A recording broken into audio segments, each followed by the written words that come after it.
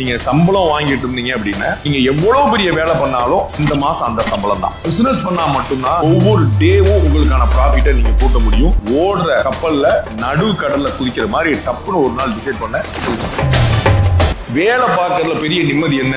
யாரோ ஒருத்தர் எல்லாம் மேல இருக்கிறவங்க பாத்துக்கிடுவாங்கிற மாதிரி யாரோ ஒருத்தர் அடி வாங்க உட்கார்ந்துருப்பான். நமக்கு உண்டு கேரண்டி. இந்த கம்பெனி இருக்கிற வரைக்கும் சம்பளம் கேரண்டி. பிசினஸ் பண்ணும்போது ஒவ்வொரு நாளும் புது நாள், ஒவ்வொரு நாளும் ரிஸ்க். நேற்று இருந்தது போல இன்னைக்கு இருக்காது.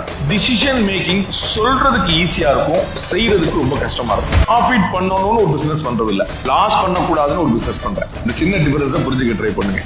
ஒரு குடும்பம் நடத்துற மாதிரி தான் நான் கம்பெனி நடத்துறேன்.